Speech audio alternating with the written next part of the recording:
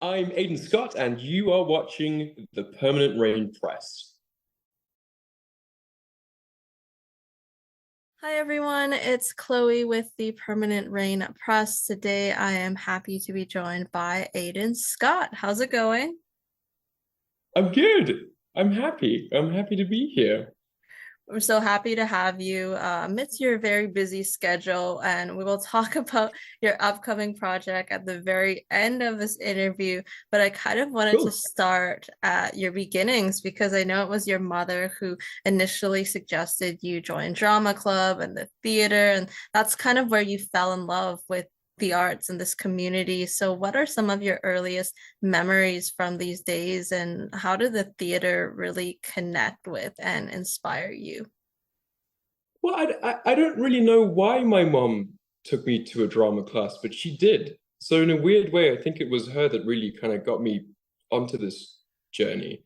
At school, I was always kind of naughty, and like I was always meddling with things. So teachers weren't my biggest fans, but like they were kind of my fans, but they weren't my fans. And so I'd come home and I'd be complaining about work and the teachers are angry with me. And then my mom's like, okay, my boy, well, I'm gonna take you to a drama class. And I was like, okay, what is that? And she's like, just wait and see. So I walk in and day one, the first day that I did it, I was like, I am gonna do this for the rest of my life. I mean, there wasn't even like an option for other stuff. It was just like, I don't really know what acting is, but I like what I'm doing with all these people that like doing what I do. And I want to do it every single day for like 4 or 5 hours a day. And that was like that's been in my head since I was 5, 6 years old. Um, and it's also something it's so intimate because I still feel like a kid that's going to drama class. So for me, it's like I've just been going to drama class for 25 years. And so that's really the only thing that's how I understand the world in a way. I know that sounds super like pretentious, but that's how I find connections with people and also kind of find myself. I'm very bad at relationships and stuff. And so I think drama is the way that I understand the world in a way. And I'm just super happy to be doing it at 27. So special to still have that kind of childlike wonder, even to this day, because that's when you know you're kind of in the right field and the right line of work. And I know you said before you could really tell immediately, like you said, you enjoyed doing what you were doing in contrast to, say, academics at school. It was probably like instant where that switch turned on for you. Big time. Yeah. And it's just like I'm still battling between whether I'm extremely lucky to be doing what I'm doing. And also extremely lucky to have known that as a kid. Because I don't know what the heck I would have been doing right now. I'd probably be a builder building houses, which is would be so much fun. But I'm glad that I'm doing what I'm doing. And it's weird. I also wish people could do what I'm doing because I think it offers such a nice perspective on the world. And I don't know, you meet so many different people, and it's kind of like, I wish everyone could just do a drama class every now I and then, you know? Yeah, I mean, you might be a clown by now in the circus because I know you said that you could juggle and unicycle, and th that was like one of your initial dreams was to join a circus. Yeah, it was. And actually, I remember the first time that I fell in love with someone doing what they were doing. I was watching a Cirque du Soleil show. Now, Cirque du Soleil is like, acrobats and stuff, and that was all really cool. But then I saw this clown that came on stage, and he was so, I was like, what is this guy doing? He's so good. I don't know what he's doing. He's just standing there and throwing a hula hoop. And I'm like, yeah, you're doing such a simple thing, but you've got everyone like on your finger watching you do this simple thing. And I'm like, and then I started to learn that, okay, so this guy's a clown and people study to be clowns. And I was like, I'm going to be a clown. I'm going to learn to juggle. I'm going to run away to the circus. That lasted for maybe 3 years. I was actually super close to buying a ticket to the States and like running away from home, but I'm glad I didn't do that. I mean, 3 years is some kind of dedication still to put towards it. So I give you kudos for that. And Yeah. something I did really want to talk about, if you're comfortable sharing, is you were diagnosed with ADHD a bit later in your life. So if possible, could you share a bit more about your journey to that diagnosis and that ultimate realization? Yeah. I think it links back to like what I was just talking about, where it was like I was obsessed with being a clown for 3 years. And it's like, but I felt a bit more obsessed than other people with other stuff. Um, and now in hindsight, looking back at my childhood, it's like there were so many different things that I was interested in, and I would give everything to them. But then other stuff like schoolwork and sports, and I wouldn't like I gave it no time. Um, and and actually I didn't know this, but as a kid, this is like in the 2000s. So this is like when ADHD wasn't even a topic. I mean, ADHD was like your kid has ADHD, he's naughty, we can't really do anything. So I was diagnosed as a kid, but my mom, being in the 2000s at the time and not understanding it, chose not to tell me, which today would probably be not so cool, but she was given the cards and I'm glad that she did, and she decided not to tell me and just raise me and embrace my weird stuff things that I did. And then only later, at like 23, when I started like being like, wait a second, why am I doing things so differently, and why do I take a lot of time to understand things, and like why don't I read books? And uh and I called my mom and I said, Mom, I think I might. And she's like, you do, my son. You do have ADHD. I didn't tell you. I'm glad that you came to the, realization by yourself. And so it was a beautiful thing of being like, oh, so you knew. And she's like, and then I would teach her things about it. And I'm like, this is why this happened. She's like, oh, okay. And yeah, so it's been a real journey, but I'm still learning about it as time goes on, you know? I feel like what you said is correct. Like there's a bit of a generational gap. There's a lot more awareness about it now. And I'm sure it was really interesting because it could explain some of your past actions and behaviors. But it was also, I'm sure, like a bit of a new challenge for you with like understanding it, even to this day. So how have you kind of managed that ADHD and really harnessed the good parts like the creativity to your benefit? Right. Well, yeah, it's such a huge conversation, and the generational gap is also such a big thing where it's like, as I said, like certain things weren't spoken about, and that's kind of what that generation was, and you can kind of learn from that and come out of it, and you're more open with things. And I think ADHD is such a new way that the medical world understands people's brains, and still we don't completely understand it because we can't measure it kind of neurologically. So it's like you have to measure it through talks with therapists and stuff. And I think as opposed to being a challenge for me because of my unique position of finding out later, it was actually like a light bulb moment where it was like, okay, so I'm not just weird and I'm not just like awkward around people. There's actually something that's going on in my brain that is making me do this.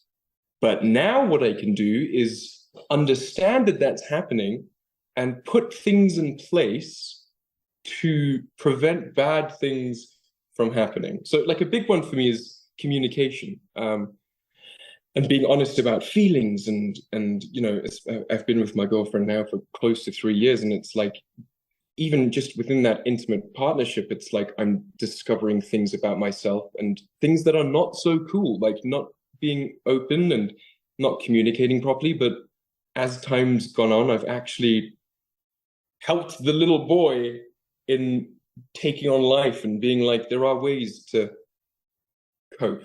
Get a little journal app and write your day down, or be specific about what you're doing. So yeah, I'm still learning. I think it's great that you seem to have like at least the tools to help you, and you're okay to like know when you need more support and to ask for help, and that's probably like a big thing as well. Yeah, it is. It is a big thing. It's nice. It's nice to understand yourself a little, you know. Yeah, becoming kind of in tune with yourself and your body and your needs. So I'm really glad that you're on this journey and you seem to have a really good like support circle around you for that. Something really cool is you and your friend Daniel founded a theater company last year, Falstaff Play Co. Tell me about the company, your partnership, and just your goals for this company. Dan Dan's an actor like me in South Africa. And we both are obsessed with plays, kind of straight plays, not musicals. We really like kind of classic plays, and but it's I think as an actor it's hard because it's so difficult to navigate casting. So you might go in for an audition and you might feel, okay, I did such a good job, but you don't get it. And that has nothing to do with you, it has to do with the whole thing. And so we just thought, there's a play that no one's done in 20 years. Why are we waiting for someone to do it? Why can't we just take a little bit of money, find actors that want to do it, and put something on? And he's also a really talented writer. And so he wrote a play called The Rangers, which we did. It's a little three-hander. And he's edgy, and I like his ideas. And we were just like, why have we never seen someone? Why do you never see blood on stage? And so the play is a comedy, but in the end, spoiler, someone gets axed on stage, and we're like, well, how are we going to do this? And it's like, oh, okay, let's go buy some balloons and fill them with fake blood. And so my friend, I get him with the axe, and he goes down behind the sofa and he starts spraying these like balloons full of blood. And I'm like, this is amazing. I love this. And it was a real like stripped back version of what theater can be. And I think if you should be able to tell any story without any money. And I think that's really what we're trying to do. I think that's very admirable. And I was reading more about Falstaff, and there's goals to bring like the social culture back to independent theater, like you mentioned, more working opportunities for creatives, and just like more modern plays that you don't get to see on the everyday basis. And you mentioned the Rangers. Like, what did you learn from that first run? Because that was the debut production that you put on. Yeah, yeah, and you touched on something so important there that I forgot about, which was exciting theater. Like, I'm so like, oh, cool, you're doing Hamlet. Oh, it's like, cool, Hamlet's amazing, but we know that he's a dude and he speaks weird, and it's like we want contemporary. I think it's exciting to have a new generation of theater goers actually enjoy theater because you're competing with the attention of Netflix and Instagram, and it's like, well, how can we make plays? How do we get new audiences to kind of engage with with theater? And I think there's a middle ground between film and theater, and I think for me it was in the marketing of a show. So you have a good script, you have a good cast, make a trailer. Like you don't see plays with trailers anymore. Like it's like, here's the poster and it's starring this guy, and then we're gonna cut together some weird trailer with like a Samsung and hope that you buy tickets to come and support your friends. And I argue that you shouldn't support the arts. I think the arts are vital for culture. And I think theater is vital because I think it's made such an impact on me as a person, and I know that it has on people. I mean, my grandmother came to watch it, and I said, "When last did you watch a play?" And she says, "I've never seen a play." And and it's like, yeah, and a lot of people have never seen theater. And she came out of it being like, "What?" And she was so like inspired, and it was just amazing to see. And I think really that's what I just want to do that for life and inspire people the same way that I was inspired as a kid, you know? Yeah. You're kind of like defining theater for for your grandmother, and she's like, this is what it's going to be like all the time. But if it can inspire people and get people engaged and it's something to talk about, just to circle back to the Rangers, like what did you Yes, and yes, Daniel learn? yes. So specifically with that, I mean, the first time that we're both doing it. We're both very young, and like we didn't have a lot of money, so we would rehearse the play in my bedroom, and then 2 nights before we open, get all the props on, get the costume on, and do the play, and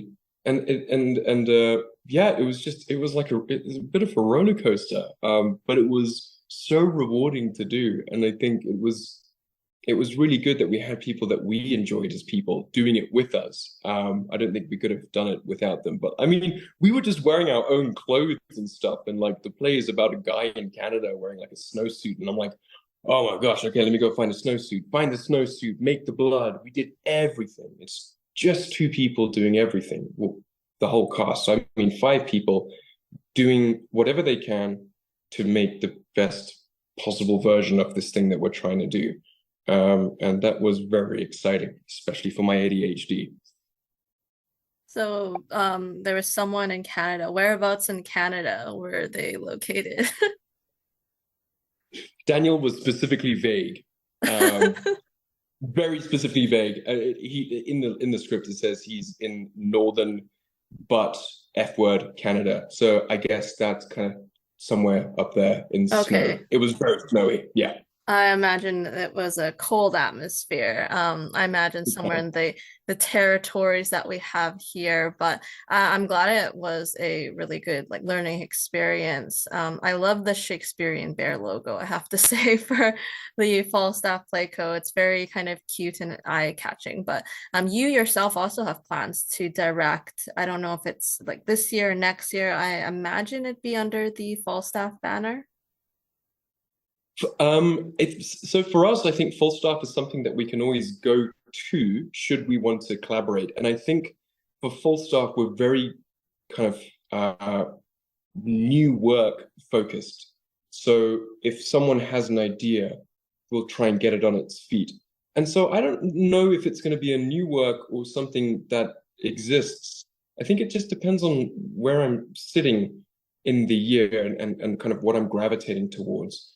Um, but I've always felt a sense of I feel like I can direct, like I have an idea of like I kind of get this thing, like I get how the moving parts work, and I understand when I'm saying my line, it's not just me, there are a whole bunch of other things. And again, I think it goes back to wanting to bring and usher in an exciting story for audiences in a way that excites me in a way that I like. So I'm very drawn to the idea of it, and I'm currently looking at a couple of things. Shakespeare is really difficult, so I don't think it's going to be a Shakespeare. I'm probably going to find like a little cute two-hander and work with two people and strip down set and. But yeah, I'm very excited to see what that's going to be.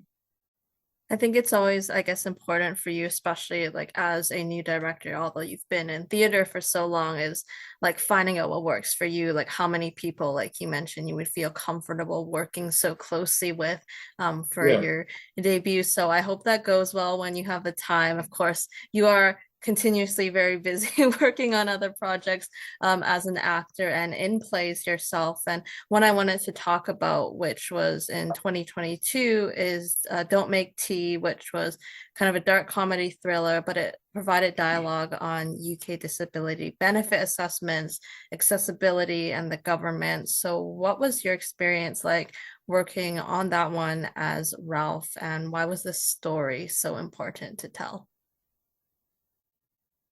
It was maybe single-handedly one of the most important experiences of my life because it brought to the forefront of my brain the way that people engage with theater. And Birds of Paradise was the company, and they were kind of disabled led and for theater company.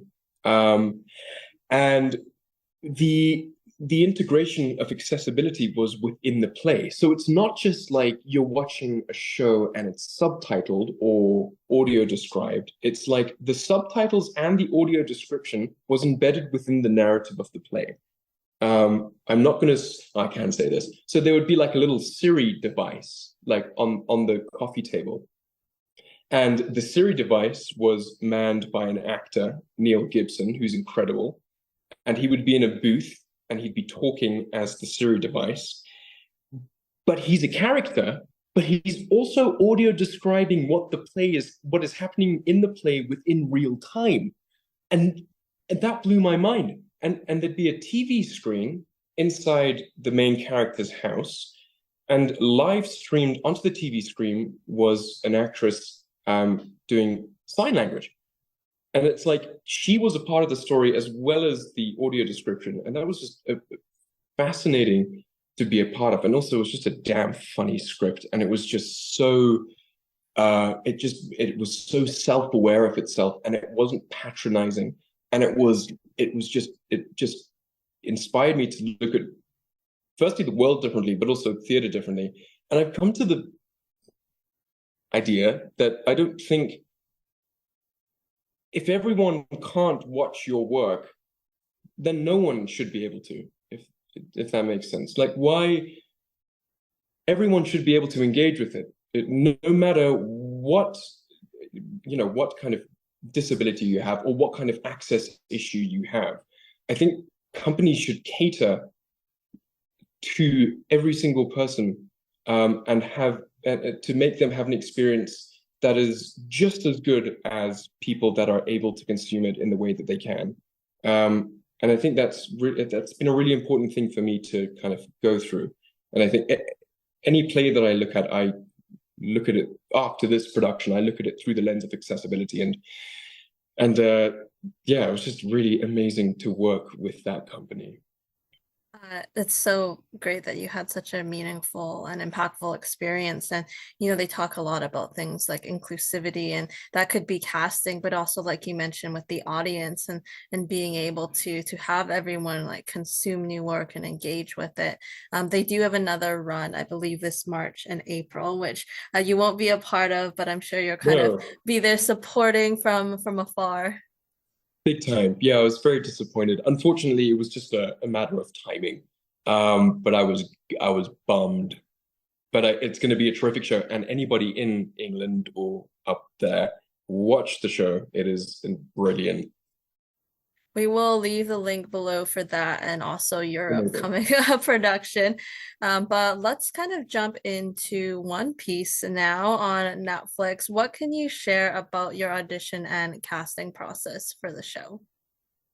I had no idea what it was. It was just out of COVID, and I was struggling with, I think everyone was, but it was like, damn it, like this is all, I'm not being cast, there's no productions, there's nothing happening. I'm gonna be an estate agent. That's generally what went through in my mind. I was like, I'm gonna do something else for the first time in my life.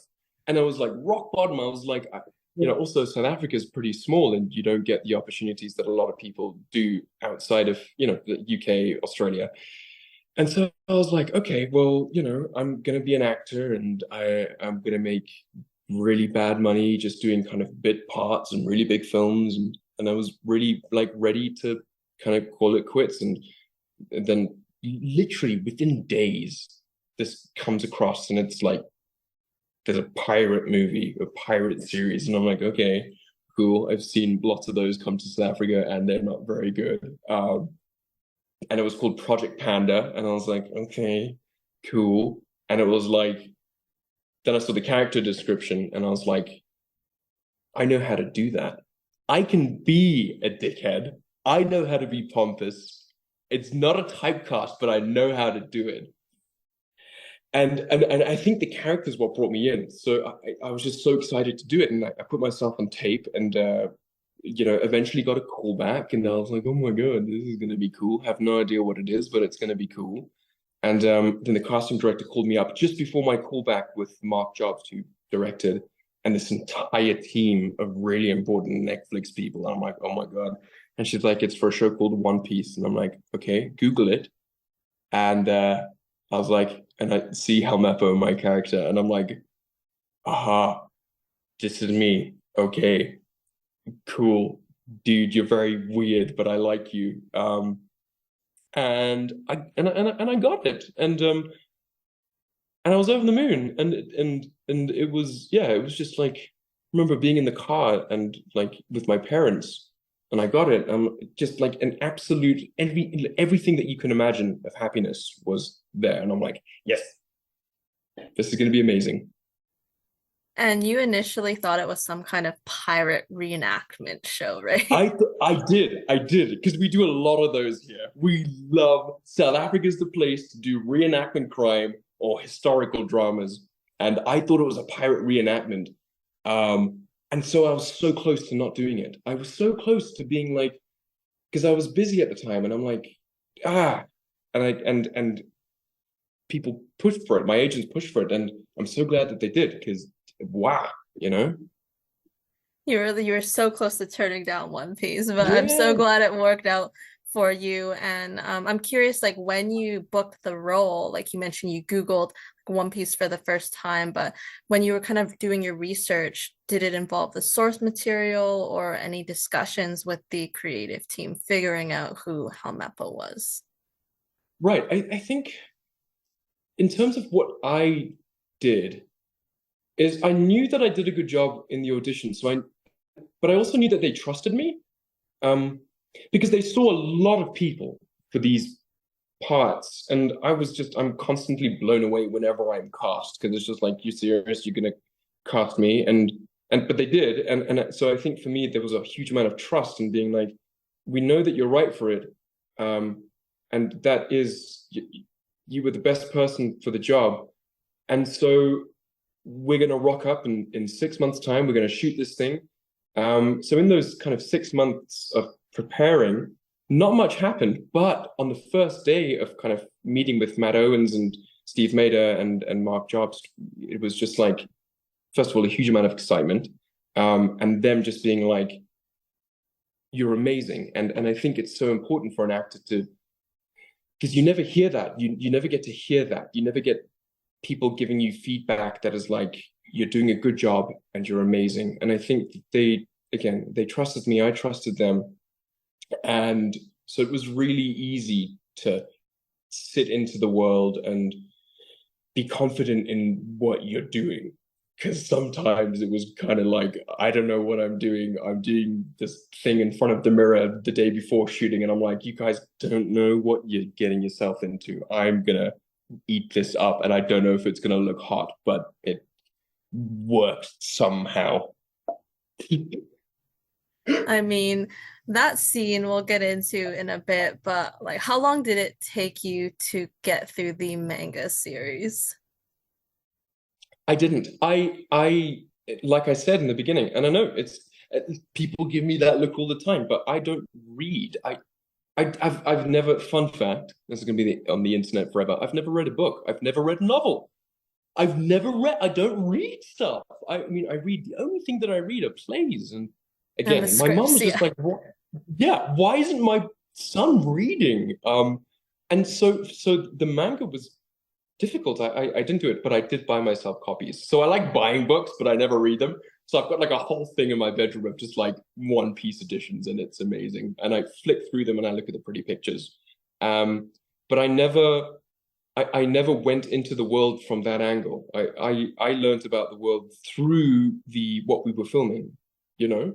That was my in, and that's what I fell in love with. I didn't fall in love with the manga or the anime. I fell in love with the live action.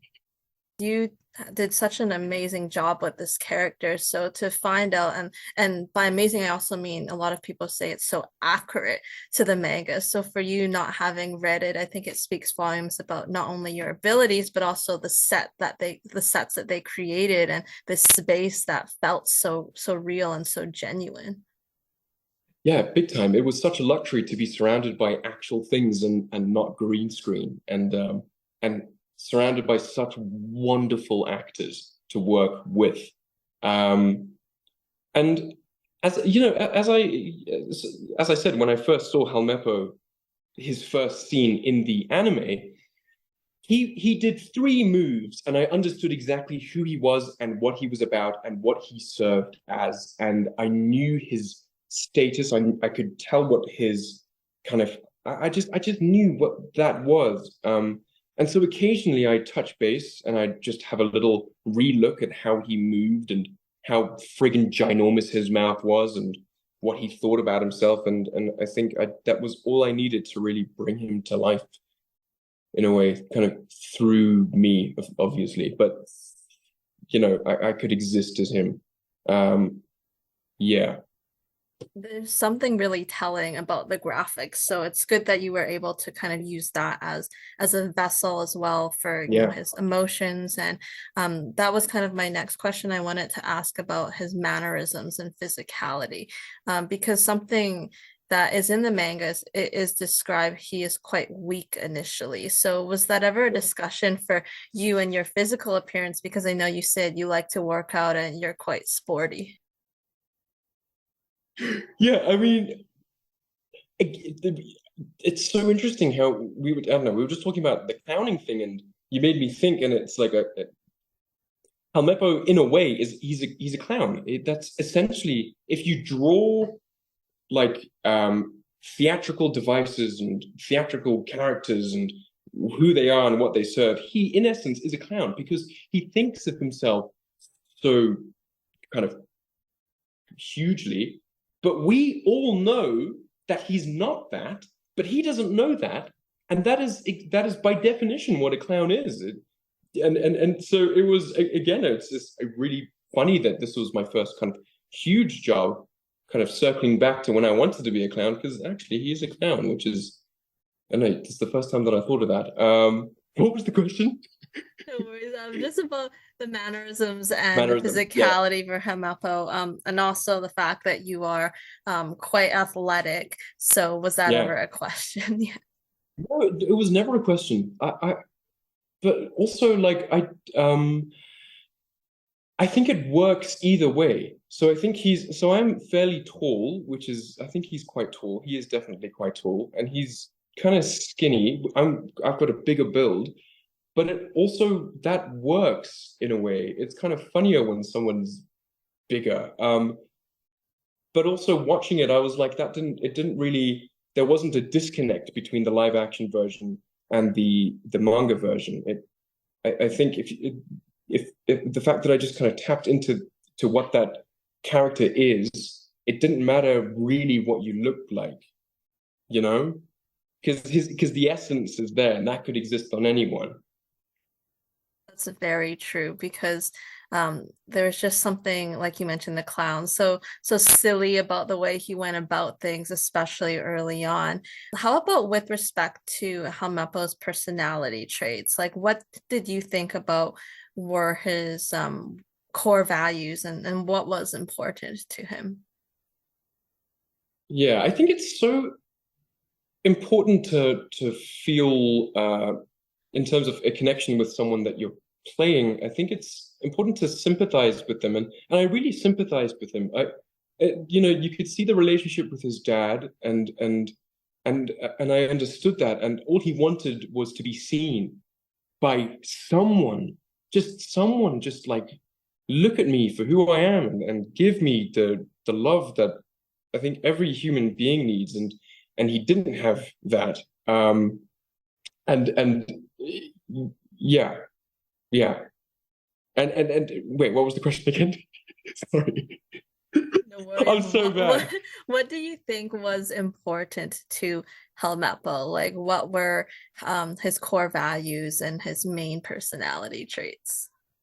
Yeah, and so that would manifest into just being as big as possible and as mean as possible to be seen and to be respected and to be important. And all the kind of negative aspects of wanting to achieve that was in complete display within the first episode. And that is so much fun to firstly I enjoy watching that in like TV, but it was so much fun to do because you could wear that mask that I think everyone has, but then you're like, no, this is my mask. I'm a dickbag and I know it and I love it. And I think that's such an interesting uh it's such an interesting thing to watch someone actively know that they are disliked, but still want to be disliked. But actually, if you deconstruct it, all they want is to be loved. All they want is to be seen and to be given the platform to do good, and which he wasn't. And yeah, Which was your favorite scene to be a part of and why? I don't know. I the crucifixion scene with Zorro, I think, and and I say that because it was day the first day of shooting ever. And it was just me and McKenyu, Zorro. And it was like, we were the first two actors doing this stuff. And we rock up on set, and there's this huge sand castle and sand everywhere. And the lights were amazing. And there were 100 background artists. And I'm pooping my pants because all the execs are there. And I'm like, oh my God, okay. Hey, McKenyu, I'm cool. I'm an actor. I can do acting stuff, and I was so nervous. And we after the first take, I was just like, this is amazing. And and everyone on board was just so like, because also when they hit play, that was the first time that they had ever recorded any footage from the show. So to like then do the scene and go and watch the scene and to see how the creatives were envisioning this was just mind blowing. Like the fact that they were getting this like fish eye camera up in my face, and I'm like, that's kind of weird. And then you watch it, and it's like, this is what we're doing. This is cool. So for me, that was my favorite scene. I think my favorite kind of time. It's great that you got to be a part of like that very first scene, and I feel like because of that, something you'll remember. And I mean, that was so funny when Zorro barks at Helmeppo, and he's just like he flinches back so quick. Take me through the tavern scene where Helmeppo mocks poor Rika, crushes the rice balls. That was some introduction, although it wasn't the first scene you filmed, but it was very effective because, like you mentioned, you can see that Nepo baby power that he lives off of and thrives off of, and juxtaposed with that more cowardly facade that becomes unveiled. Yeah, I think it was such a absolute privilege for as an actor to be able to play someone like him, because he is so theatrical. He is like plucked from a Shakespeare play and he's put onto screen. And so initially, I was really worried that I was playing it too big. I thought, because I remember looking at my laugh and I'm like, oh my God, Aidan, like your mouth is huge and you're doing so much. But but there was no other way to do it because the script called for that. It was like if you try to play it a bit more cooler and tone it down a little, it wouldn't have it wouldn't the script wouldn't have made sense because you've got Zorro kind of McKenny's incredible and he's got this kind of deadpan energy and he's collected, and Nami is so graceful, and everyone is so real in the world, and then all of a sudden you have this dude in a purple suit walking in, and I was aware that it was a huge introduction, and I thought I'm gonna I know I probably look so stupid right now, but I want to take this to where it kind of feels like I want to take it, there was and it was amazing to do, and no one told me to turn it down. They maybe they should have, maybe they shouldn't have, but I'm glad no one did, and I'm glad that he was, yeah, the bigness worked for him, and I think, yeah, it was nice to play. big, It definitely worked. And I feel like you mentioned, oh, I feel kind of silly. It's almost like you have to put that completely in your back pocket and you committed, and that's what was the important part. Let's talk about the costume department. They were pretty spot on with all the pieces. So what were your thoughts on the details in the costumes, including in Helmeppo's wardrobe? The costumes were incredible, and I think it's a testament to the talent that we have here, not only with actors but our crews, because our costume designer was just impeccable. Um, and I remember maybe a month before filming, just going in for my first fitting. It fit exactly, which was amazing. And just putting on, and the suit was so beautiful. It was like it didn't like it like it's costume, but it's also like I could imagine someone real wearing this, and it was like that for all the characters, and I think that marrying between real life and anime and manga was perfectly done by a multitude of different crew members, but in costume specifically. And it was just a real pleasure to be able to, yeah, wear that stuff. I think the suit jacket, like the double-breasted button suit jacket and the white sneakers, like that was a look for Helmeppo, I think in like a One Piece video game. So it's great that, you don't want something that's almost like cheaply made, right? That feels like you're wearing a Halloween costume. So the fact that Yeah, it really just added to the experience is yeah. key. And speaking of wardrobe or lack thereof wardrobe, we have to talk about the Wado Ichimonji scene between Helmeppo and then later Zoro in his kind of bed chambers. What were your initial thoughts when you read the script, and how was it filming that scene? Okay, so we're gonna go there. It was I I didn't know that that scene was included, but my agent sent me a nudity waiver, which is basically I signed a thing saying you can be naked on camera. Now I'm thinking to myself, I I called my agent. I said, I think you got the wrong. I think you sent it to the wrong guy. I'm Helmeppo. I'm not. I think that's maybe for someone else. And she's like, no, no, this is for you. So then I request the kind of. I think that was the first episode. Oh, I hadn't been given the script yet. So the nudity waiver came far in advance. They probably wanted to know that I was open to doing it before writing it. Um, and I see it in the script, and I'm like, this is amazing.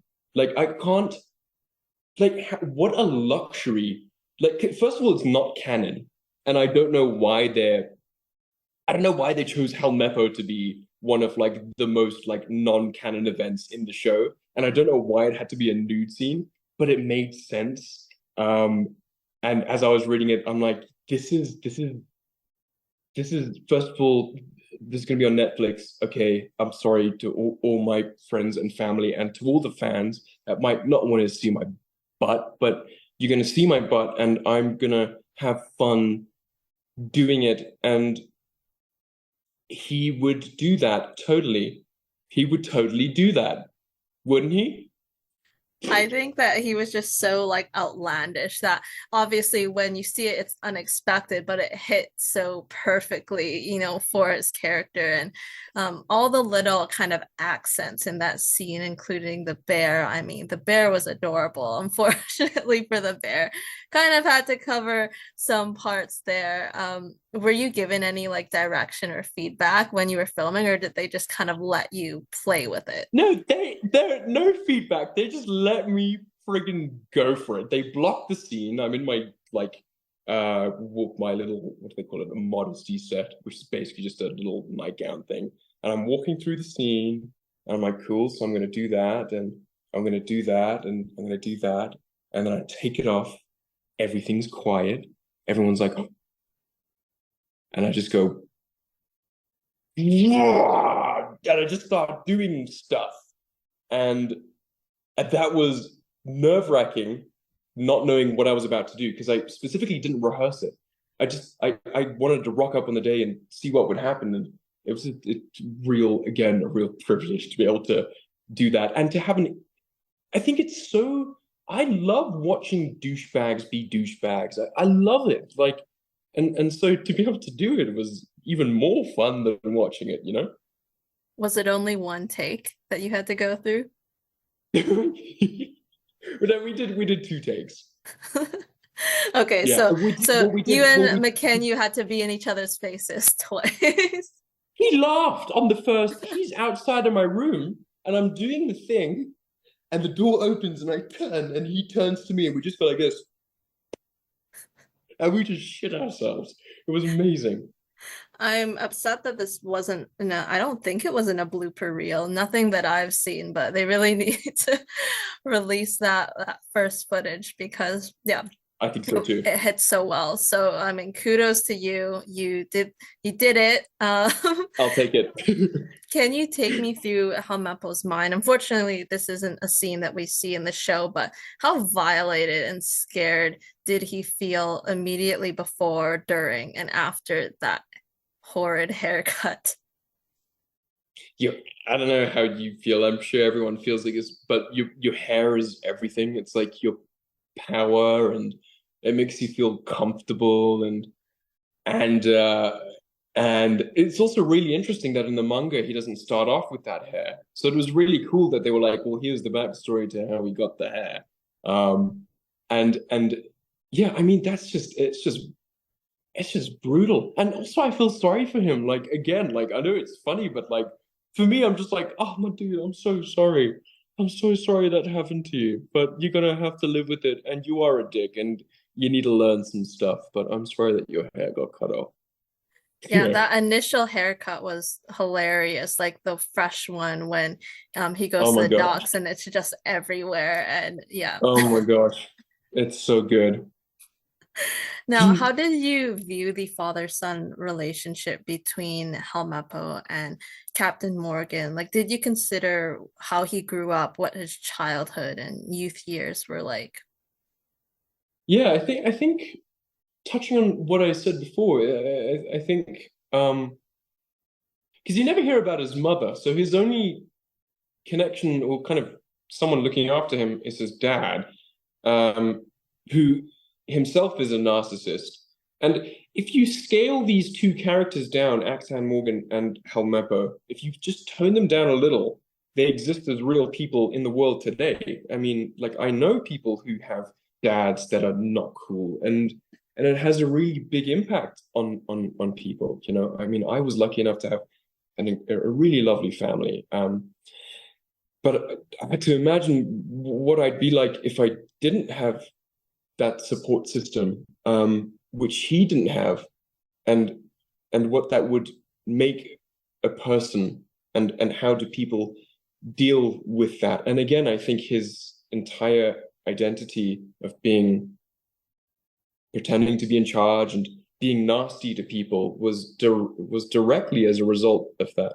And actually, it's a really sad story. Like it's not cool. And yeah, and then it's like then you have Zoro come in, who's like the golden boy, and all of a sudden your dad's just obsessed with him, and it's like he's never ever reacted that way to you. Like he never gets his love or attention or kindness ever. And I think that is fundamentally what informs kind of season one Helmeppo, I think. And I think also a big thing was like the respect, right? The fact that he respected Zoro's skills and could see who he could be. And with Helmeppo, he slaps him. He's just like, I can't deal with you Yeah. right now. And it's something to say to come from a privileged upbringing, but also still have that family conflict and issues, which is like the story here. Now, soon after Garp's arrival, Axe Hand, Captain Morgan, stripped of his powers, and Helmeppo loses that status and that safety blanket that he had. What effect did this have on Helmeppo and his new journey being demoted as a chore boy? Not even maintaining that senior cadet position because that's Yeah. pretty soon stripped and given to Koby. Yeah. I scared beyond. He's never known anything other than his dad. I guess it's like a Stockholm syndrome of being like, you're trapped. You love your father. You never get his approval, but you love him, and you're caught in that vicious circle. And so when he's gone, I know it's like a cool, goofy show, but at the end of the day, it's really there's some really real things that happen. And so I think it was very scary for him. And I think it was also scary just to be around other people. Like I think it was scary to have Koby and for Koby to just treat him somewhat as a friend. I think that's a lovely thing to have, but it's also a very scary thing to have. So I'm very proud of him for stepping up and dropping the ball. For sure. And, for Helmeppo, a lot of it's like him trying to prove himself now. He has to go back to the basics and he starts to question like his father's work and what he did during his reign because Garp's like just banished him aside basically. Tell me about Helmeppo and Koby and how did you see their initially apprehensive relationship grow to friendship? Like what were the key moments for this pair in season one? They are so I've always imagined them as coming from the same kind of level of status. Firstly, I think Helmeppo, this is my own thinking, but I think Helmeppo was bullied as a kid. And I think he projected that as he got older, as a form of control. And I think Koby, Morgan can probably answer this a lot better than me, but I've always seen, kind of being pushed to the side. And so I think they both come from a place of not being respected at all. But they manifested in these two complete opposite ways of being. And I think they know what the other has been through and they can see it in each other, but they have these two facades that just don't work. But underneath them, there's stuff that works. And so it's this beautiful enmeshment of it doesn't work, but it works, but it doesn't work. And hopefully, as the seasons go on and as the manga has done, they become the best of friends. And you see that trope a lot in stories. And I think it's a really fun, I think that's why people love them so much, is because you're marrying these two completely opposite people that are fundamentally the same, you know? And the one it's like a yin yang kind of thing, and you don't get to see that a lot. They're the underdogs of life. They're the underdogs of life that are trying to make sense of it, and they're doing it together, or are at least for now beginning to do it together, and at least finding each other through that. I love when they had that side conversation at Baratier when they were talking about how nice the restaurant looked and it was just not the time and place. I And know. then you mentioned about, having they kind of see each other and know what each other have been through. And that's so true because Koby makes a comment at the bar scene. They share in episode 7 where he insinuates Helmeppo could relate to the kind of Garp and Luffy relationship, but Helmeppo is quick to kind of deny that. Yeah, yeah, and I think it's cool because you see Helmeppo kind of season episode 1, episode 2, and then 3, 4, 5, 6, 7. Everything's cool between them, and then all of a sudden he says something that really irks him on. And I think it was like a big spotlight going, "Whoop, I see you. You can't hide. You can't hide." And I think Helmeppo felt seen in that moment, and I think it's scary to be seen. And so that was just a little glimpse of yeah how kind of far he'd come within only a couple of episodes. And also, the kind of friendship peel intimacy between the two characters of Koby being like, I get you. It's okay. You're okay. You don't have to be anything. And I understand this about you. And I think it's interesting to watch someone else react to that defensively. Because if he was just like, oh yeah, buddy, let me tell you, it's cool to see someone go back and revert to their original, more comfortable self. I find that interesting to watch. Yeah, definitely would be taking the easy way out if he, was just all of a sudden bare it all, right then and there. But in Yeah. episode 8, we do kind of do see that full circle moment. He follows Koby's lead and defies Garp's orders in arresting the Straw Hats. And at the end, Garp offers to train both of them personally. What did that mean to Helmeppo to finally get that opportunity and that vote of confidence? Amazing. I mean, there's no other way to put it. It's like, I mean, that is like just beaming with happiness, hence the little fist pump that I think made its way into the final cut. But I remember doing that on the day because I remember as we're about to walk out and we're filming the thing, it's just like instinctively, I'm just like, yeah, do. And we do a little fist pump, and it's like, we hate each other, but you're also really cool. And thank you for being my friend. And originally I wasn't in that scene. It was like a weird like thing where it was like I wasn't written into that scene. Helmeppo wasn't in that scene, and then I think it went through Oda, who was like, "We need him there," or it could have been the showrunners. And so I was like, "Oh, damn it, I'm not in the final scene." But then they called me up, and they're like, "Oh, you're in." I'm like, "Oh, yay!" So it was really cool in all aspects. I think that says a lot about them wanting you there and needing Helmeppo to be a part of that, that they saw, your work and they're like, okay, he has to be in there. So I love that. And he says, I'm looking forward to training alongside my friend or whatever. There again is kind of like that. We're So friends or not cute. friends. It is so cute. So cute. You work closely with Morgan and Vincent as Koby and Garp respectively. So what was it like sharing scenes with them in particular, and what were they like as people and as scene partners? Morgan's like my best friend. We're constantly, every now and then we'll be like, for me, I'm like, oh, I haven't spoken to Morgan. Let me text him, and he'll just text me back, and we'll be like, how you do? We're also both very chaotic. His brain is very fast. Both of our brains are fast. So we'll be on set and sometimes we'll just be talking but not making any sense, but I'll be replying to him. And then all of a sudden we're like, wait a second, what are we talking about? And so I think, I don't know, it's so amazing to work with Morgan in particular, and really a lovely friend of mine. And then on top of like these two little kids, both as actors and as characters, then you have like Vincent Reagan walks into the room and he's like, hello, how are you? Good, Vincent, how are you? I'm a big fan. And and it was like it literally felt like Koby, Garp, Helmeppo, and all three of us in real life. But the dynamic was amazing. And I think I learned a lot from Vince. I think he's incredible. And yeah, he's just a real.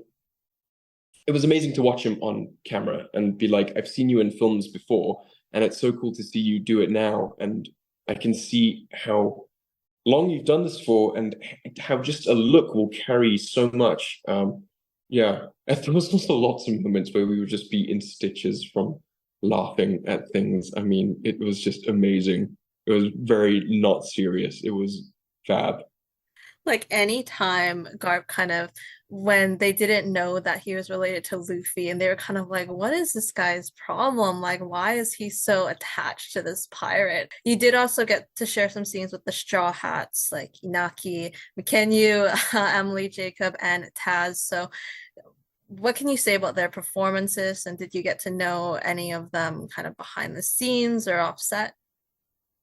Yeah, I think they were. I don't think there's anyone else for the Straw Hats. Like, if I think about it, I'm like, there's no one who could play those parts. And I think the success of the show really was in a lot of different things, but I think casting was huge. I mean, I met Iñaki, and it was just like an optimism that you can't fake. Like, you can't fake that level of optimism, and it really shines through. And his performance is just incredible, but also so truthful. And I think each one of them was so incredibly truthful. And they're all such fantastic actors. And then also as friends, like, I mean, Jacob and I saw him in Orlando 2 weeks ago, and we were just like, he's in the same hotel as me. We're just like, you want to go get some chicken and tequila? I'm like, Heck yeah, I do.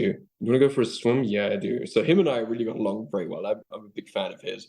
Um, and Emily, just an absolute gem.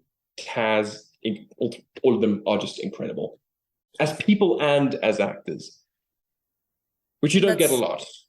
that's so important, like when you're on, a big set for the first time, and you kind of you want people who put a lot of care and love into their work, but also good people as well. Which was your favorite Yeah. set or location to film at in season one? Baratie was insane. It was so cool because that was like you could literally turn that into a real restaurant. It was incredible. And all the ships were real. We had three ships and you could walk on them and they were like to scale. And so the huge cannonball fight between the Going Merry and our ship was just literally, it felt like you were in you were literally chasing them down.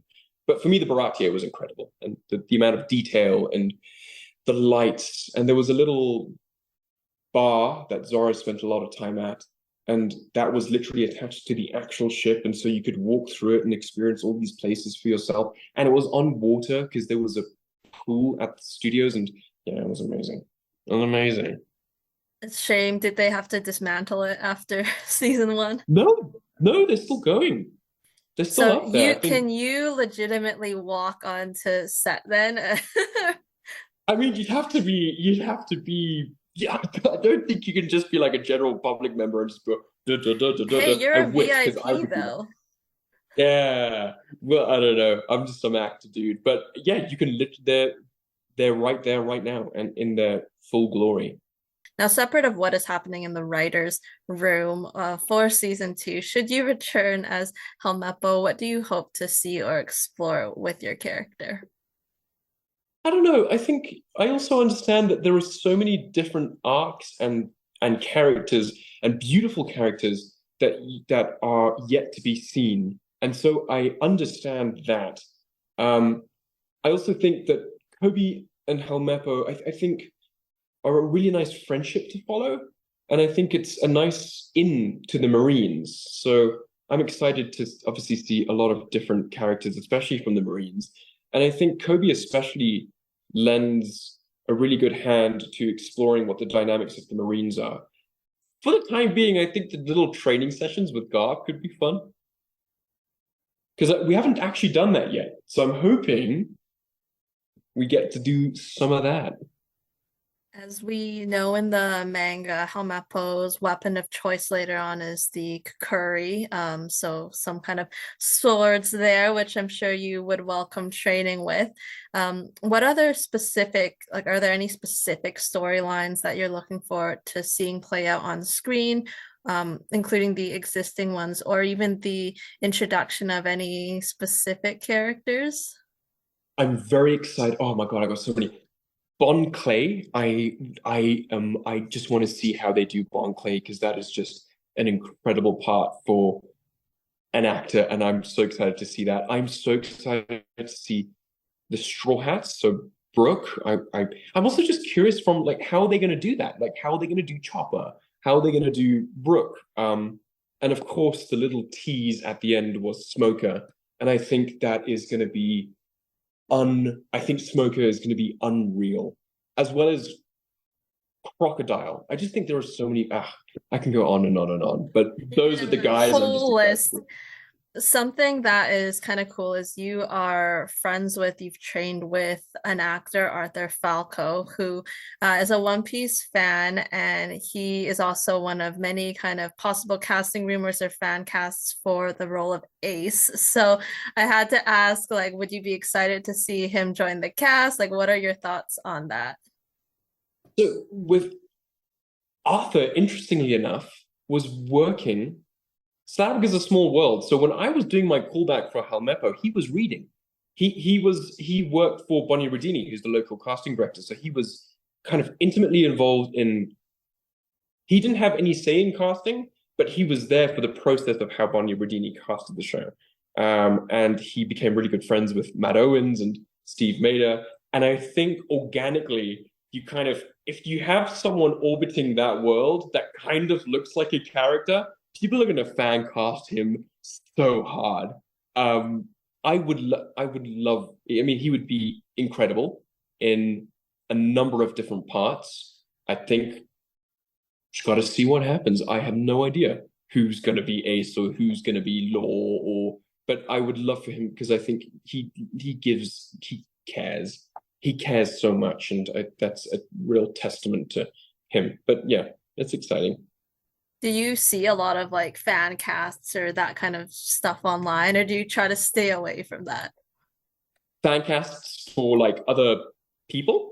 Or yes, I'll say for One Piece, like as a whole, like because with I the love it. community, it's just so passionate that almost every day there's something new popping up, going like, oh, this person could be said character, just because it's such a I know. rich world.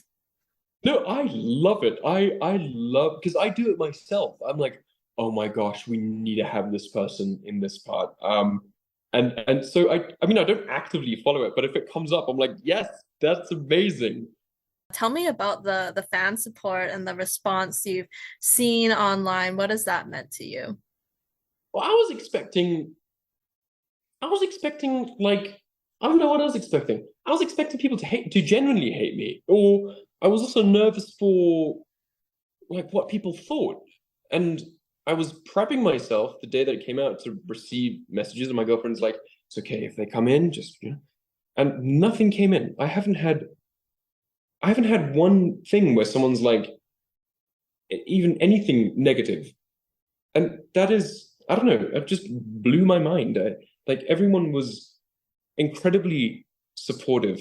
Um, just of like the show, of course, but then me as a person, they're not like, oh, this is some actor that's not going to read his mail, but like being like, hey, dude, you did a great job, and so it was a real personal kind of thing of being like, thanks, guys, I love you all.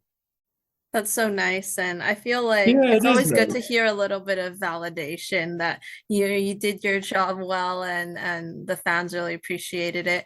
Do you see any of like the fan arts, the fan edits, even the fan fictions, and ships that have kind of come out since season one was released? I get them. I see them, especially in the beginning. I saw, yeah, they are very cool. I was overwhelmed because I was like, oh, there's so many that you guys are drawing me. You're drawing my face. I've never had my face drawn before, especially not in that wig. But you're drawing me, and it's cool, and you guys are very talented, um and yeah, and the Koby Helmeppo ships. I had no idea that that was going to be a thing. I was just when it came, I was like, oh, you guys are seeing that. I didn't mean but I can see why you see that, and that's very sweet. Do you and Morgan send them to each other at all? Have you ever talked about it? Morgan's very. I love Morgan's sense of humor, so we only send each other the really bad ones I know there's probably too with many if like you were no to. comment. I know I there are think it's so a many. testament though to the chemistry that you have with other actors as well. And you mentioned MegaCon in Orlando, where you got to reunite with Jacob, also Jeff Ward, who of course plays Buggies. So I think this was your first convention. How was that experience? Insane. There were so many people, but it was so cool. I wish I could have gone there just as a fan.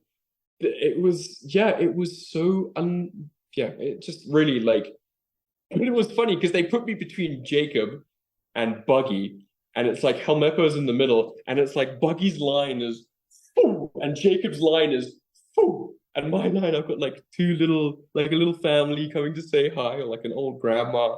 And whenever I went to the bathroom, I'd joke and then say, Jeff, can you just hold my line quickly whilst I go to the bathroom? Tell them I'll be back. But I'd have like, people would come up, and the luxury of that is that I really got to connect to people on a personal level, and a lot of it was strange because obviously I've never been exposed to anything like this before, so people were really nervous to talk to me.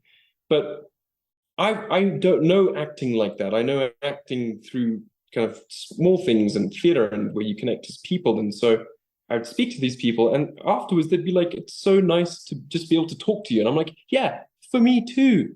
We're all people, and it's nice to meet people." And It was just amazing. I'm just really lucky that I got to do that because I don't know if that'll ever happen.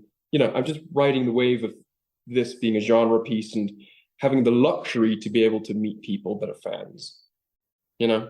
It's so nice that you were able to kind of create some connections. I saw like a lot of the photo ops that you were tagged in on Instagram. You just had so much fun with it. And I think I Okay. also saw another comment that someone was like, maybe they didn't have the money to pay, but they were still able to talk to you. So I think having like Yes. that time to that you're allowing them, because at these conventions, you never know. And when people have long lines, you don't get to have that same kind of conversation and relationship. So I'm glad you got to build that there. I was so lucky. Yeah, big time. Were there any guests that you wanted to meet and got to meet like behind the scenes or maybe at the hotel they housed you in? It was so weird because I've never been in this kind of world before. So I get escorted in this black SUV and I turn up and it's like the security around me. I'm like, guys, don't worry, no one knows me. It's okay. You don't have to escort me to the green room. And then I walk to the green room and there's like a buffet. And then I see Rainn Wilson from The Office. And I'm like, I started fangirling so hard. And then Susan Sarandon walks past me and I'm like, Mom, Susan Sarandon just walked past me. Come in, come in. And it's like, yeah, I think for me, it was Rainn Wilson, Susan Sarandon, and there were other very cool people there. Did you get photos with any of them or did you play it cool? Now, I had to play it cool. I couldn't be like, everyone was like, oh my God, get a picture. I'm like, no, I can't. I can't give it. I can't. I'm also here as a guest. I'm just like them. I can't. But I wanted to so badly. Maybe at your second convention. Maybe my second one, I'll be like, hey, you want a photo? And then they'll be like, no, and you'll be like, okay, this is exactly what I was scared Yeah, for. this is a fun interaction. Thank you, and have a good convention. We'll go through some tweets now. So if you could Cool. grab your phone out and I'm yeah, I very think excited to they're do numbered. So we'll see what's in them. it. Okay, Jinx says, no, but why is live action Helmeppo so Targaryen coded? Yes, I've seen lots of this.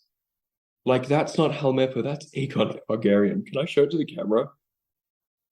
That's, I do, hopefully someone from casting on Game of Thrones can check this out. Let's just like bombard them with these types of tweets because I would love that.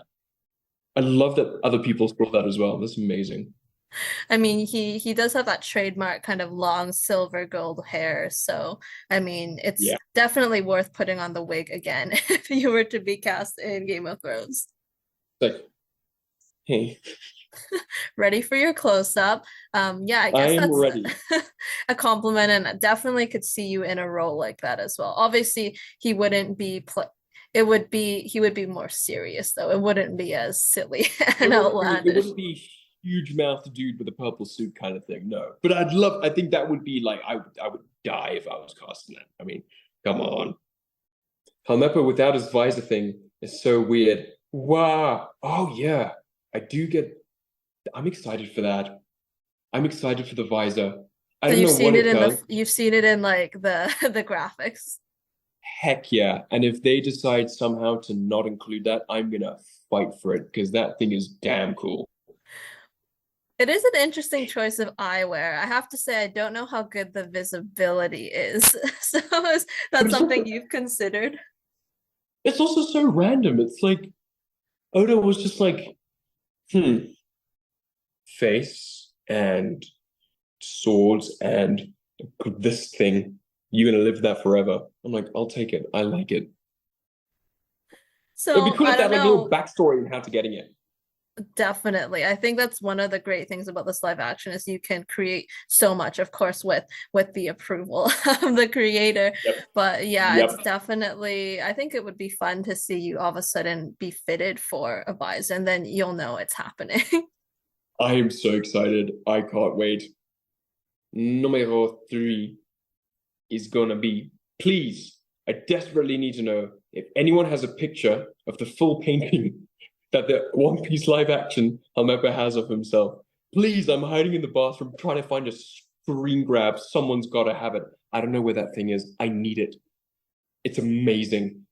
When I first saw it, I was like, you guys literally did an oil, like a pastel painting of me that is with the freaking aviator glasses. It was rad. I don't know who has it. I don't. I'll need to talk to my people to. If anyone out there knows where it is, please tell me. I'm surprised you didn't steal it, but it's probably would be too hard for you to walk out one day with it. Hey, yeah, nothing to mind here, everybody. It's just my pecs. That was such a good, it just added so much to that scene too when he's first staring at it. Yeah. I know. And they like opened on it as well. And I was like, yes, I love these. I'm so glad you found this one. Okay. Zero says, I find it baffling how Helmeppo's Bob is so stupid that it blinded people from realizing how gorgeous Aidan Scott is. That's so. Thank you for finding that. That's very cute. That I like that. I do. People don't recognize me. Like I remember my mom's friends have kids and they just watched the show and they came over to our house and my mom's like, know who he is? And they're like, no. They're like, they're like, no. And then show them a picture and they're like, oh my, people don't recognize me because of the hair. So that's nice to see. Thank you, whoever said that. You are peanut peeps. You're lovely. Oh no, it was Zero Bitches 2000. Thank you. Love you. You're also probably very gorgeous. That's hilarious that your mom was trying to like show you off, and they're probably like, I don't know, it's your son. Like whatever. You have, I know. And I remember like sometimes I'll be on I remember I was on the subway in New York and this guy had a One Piece thing on and I started talking to him about it. And he's like, I was like, what do you think of the live action? He's like, yeah, I kind of hated it. I mean, like, what the heck were they doing? And it's kind of, I'm like, oh, yeah, yeah. I was like, and he's like, what do you think? I'm like, oh, well, when I did it, it didn't feel that way. And he's like, oh.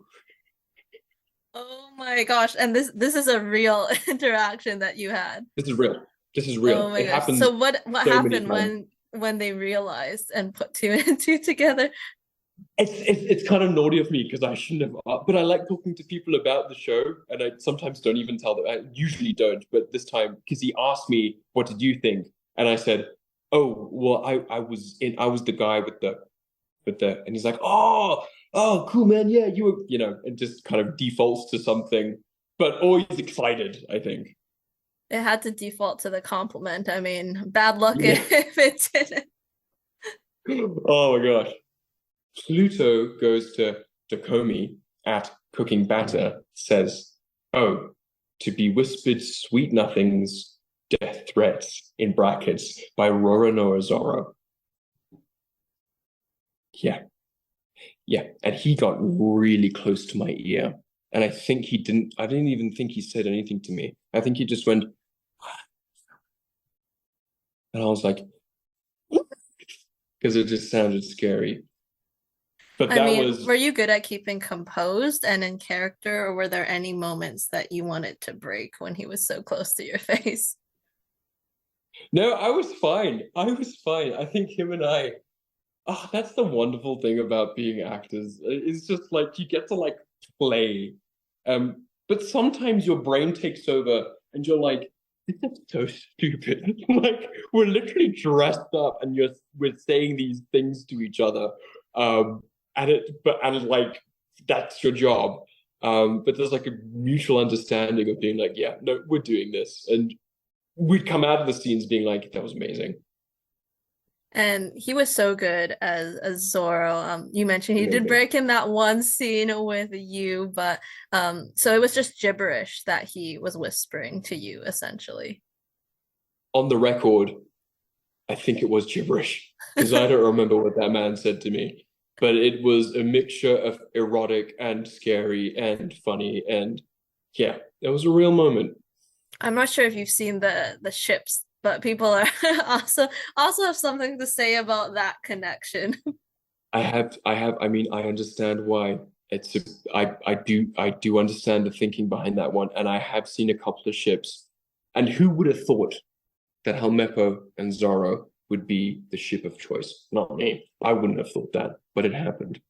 Chemistry, character chemistry. I do have one more to show you that isn't a tweet, but it was on Instagram. I don't know if you've I seen saw this. this. I saw this. I saw it today. I actually just started. I was just looking through some of the stuff. I saw that. It's incredible.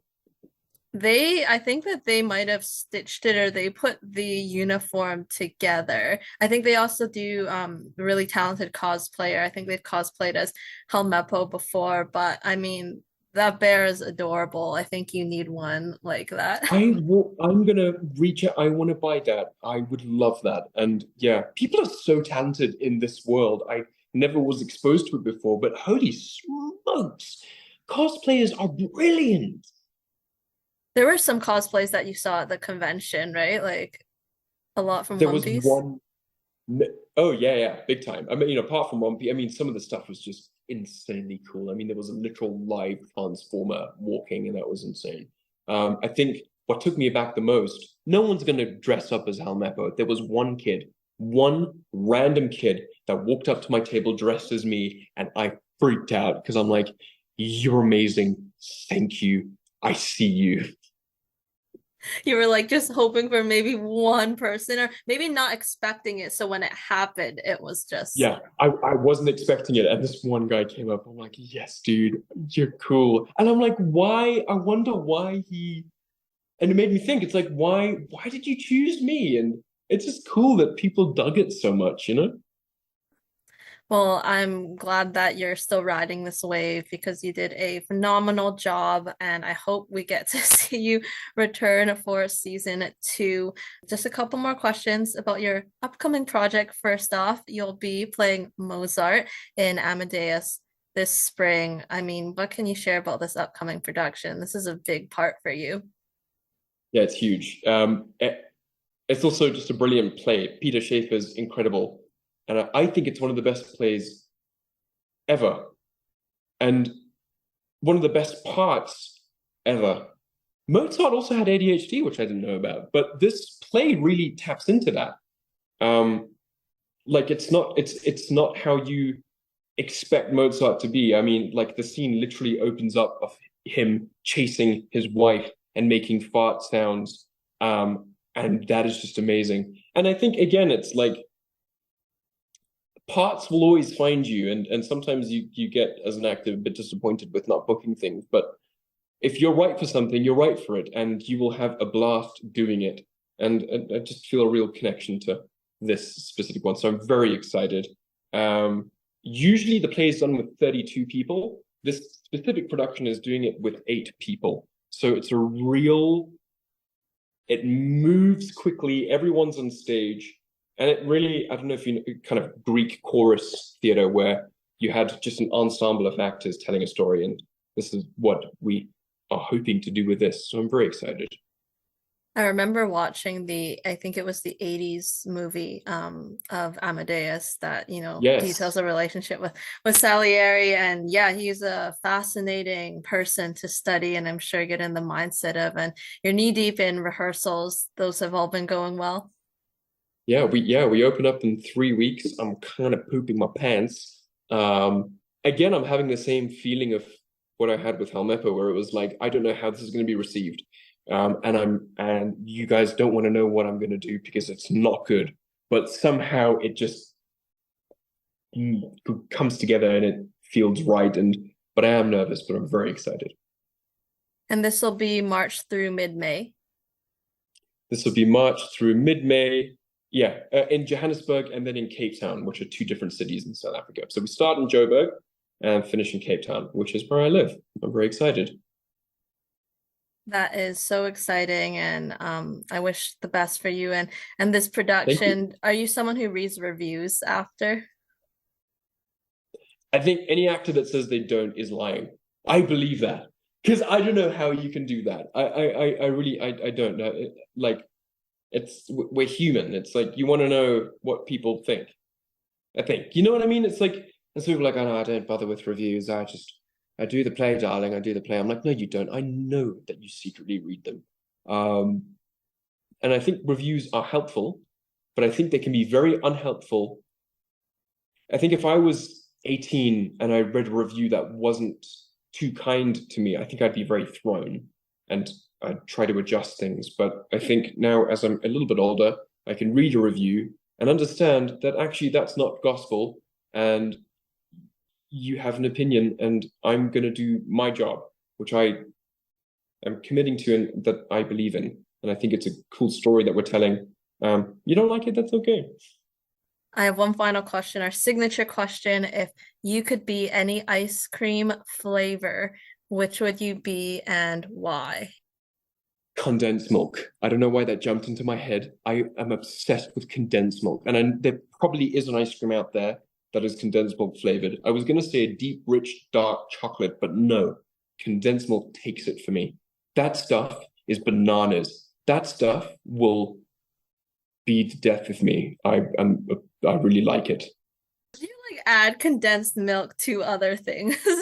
Do you like Yes, just I do. eat it? Yes, I do. Do you? No, I is think that a it's right? like Is it's that added to there's this like maybe it's kind of a Vietnamese or Thai kind of yes, coffee, Vietnamese but coffee. like I thought you add it together. Like I don't I don't I do just that. consume it separately. No, so I do the coffee, which I love, but if it's in a tub, I haven't done that in a couple of years, but All as a bets are kid, off. You'll just be I would, like, and I'd feel so sick afterwards, but I'd love every second of it. So thank you for the question. that's a lot of sugar there. So, Oh yeah, your partner might be after like, oh, I don't want you to be consuming all this condensed milk. It can't be very healthy for you. but I'm gonna do it anyway, and in ice cream form, hopefully one day. Yep, you'll have to create it, and then that will be the death of you. Uh-huh. I love that answer. I think it's one of the most creative ones I've heard in some time. But thank you so much, Aided, for taking the time to chat. It's honestly been such a pleasure. Thank you for such wonderful questions, and it was really nice to meet you, and thank you for your time. Of course. Well, hopefully we can catch up again in the future. But until then, for all those watching, you can catch Aidan in One Piece. Season 1 is out now on Netflix.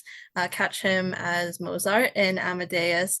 If you're out in South Africa, around March through May, and we'll post links below for that. And we will see you next time. Wow. Bye, guys. Bye bye.